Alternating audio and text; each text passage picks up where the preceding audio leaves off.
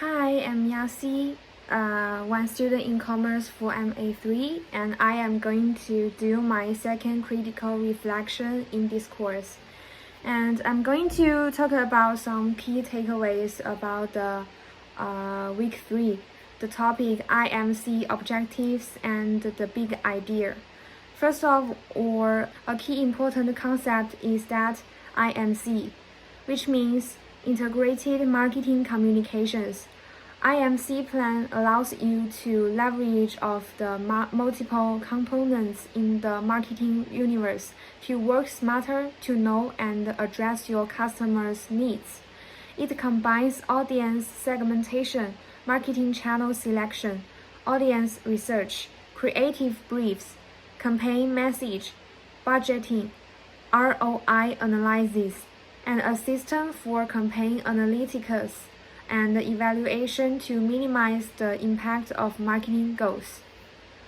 The next important key is IMC process. I summary it in a more simplified way. The first step of IMC process is analyze customers. The second step is plan budget. The third step is set up goals.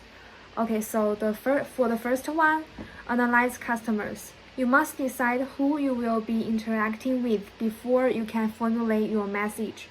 Finding the target audience is one of the first steps in creating an integrated marketing communications plan.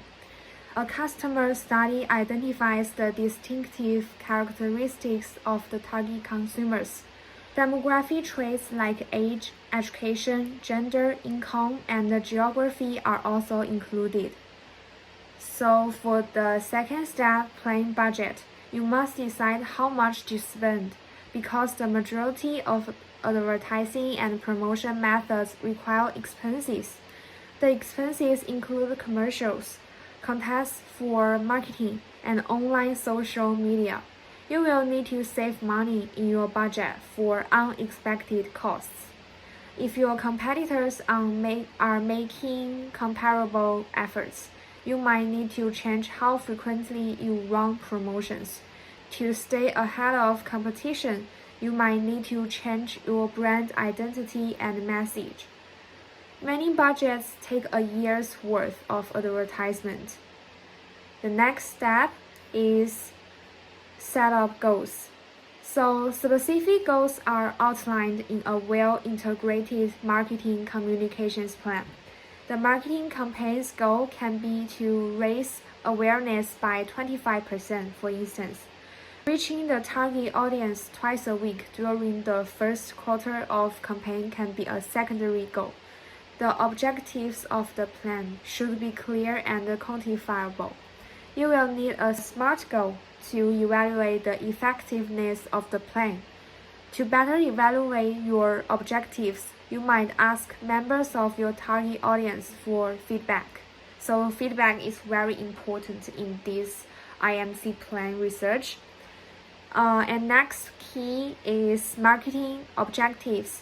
We use SMART, S for specific, M for measurable, A for achievable, R for relevant, and T for time-bound. These 5 different directions to make a SMART goal. So for the first one, specific, in order for a goal to be effective, it needs to be specific and clear. A specific goal answers questions like, what do you want to improve? What steps need to be taken to achieve it? So measurable means the goals should be quantifiable. Making sure they are measurable makes it easier to track progress and know when you've reached the finish line. Achieve means the goals shouldn't be too easy or too hard to achieve. They should be realistic and ambitious. Relevant means you need to think about the big picture. The target should align your business goals. Time-bound requires you to set a time horizon and a deadline about when you will finish the goals. So a good example for SMART goals is that to increase brand awareness of adults by 20% in 2023. So it's very specific, measurable, achievable, relevant, and also has a time bound, which is a SMART goal. Okay, so next part is my questions and opinions. So my first question is that what are the advantages of the IMC plan? Because in the class we didn't talk too much about these advantages of IMC plan. And to answer this question, I want to say that creating an IMC plan is a time-consuming and complex process, but it may be beneficial in more ways than one.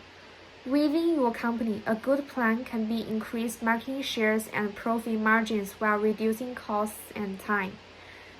Consumers are catered to by an IMC plan by receiving communications that are customized for them throughout the selection and purchase process.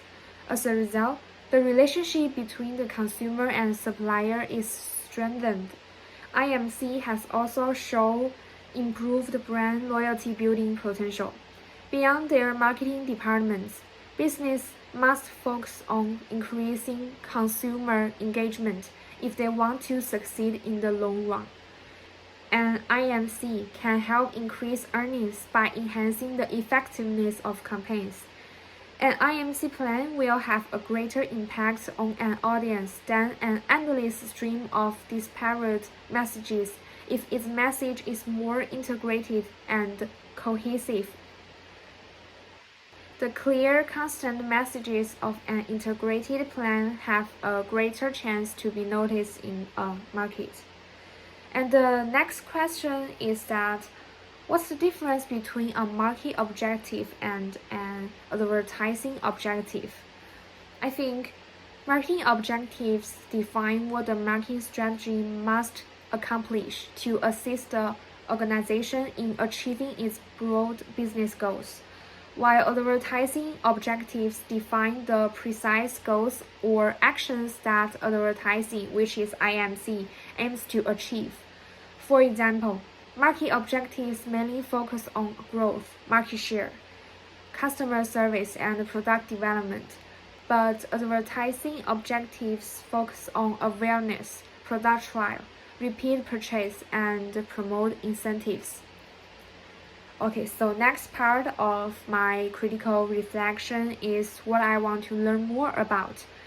Well, I have already learned some concepts about big idea, that is a shared vision, which can enliven your organization with passion, innovation, and destiny. I want to know more about some cases and examples of big idea. Like, how is it used in the real world? What's the difference between a normal idea and a big idea? How will big idea influence the company and customers?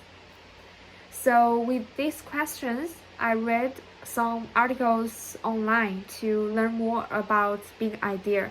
And here are a few examples of big idea from brands we all know. So the first brand is Google.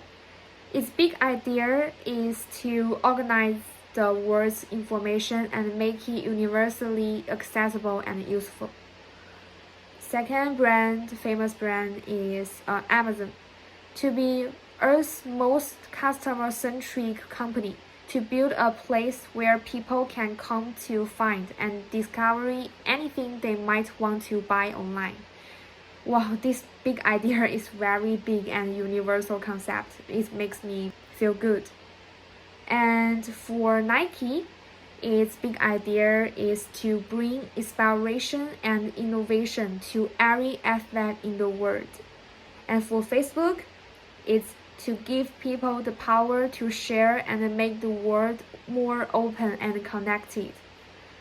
eBay's big idea is to provide a global online marketplace where practically anyone can trade practically anything, enabling economic opportunity around the world. So the term big idea is used in marketing and advertising to represent the basic framework for a significant undertaking in this field. It is an attempt to spread awareness of a brand, item, or any idea among the general public by developing a compelling message that pushes the boundaries of the brand and connects with customers. So it's more like a concept, and it can be said with certainty that big idea is a creative philosophy that influences and leads within companies, product positioning, and consumers. And next part, I think is very important. That's how can I apply these concepts, theories, and knowledge in my future work.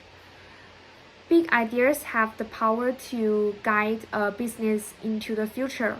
It helps in determining when and where to move. It creates a sense of harmony inside your company and promotes cohesion, which over time may lead to improved execution. Also, the more important, I can bring the big idea to my life. As Henry David Thoreau wrote, if one advances confidently in the direction of his dreams and endeavors to live the life which he has imagined, he will meet with unexpected success in common hours. So big idea is more than a concept and an idea. It's like a dream.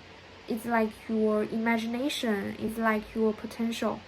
Okay, so this is all about my critical reflection too, and I'm very happy to make this critical reflection. Thank you. Thank you for watching and listening. Thank you. Bye.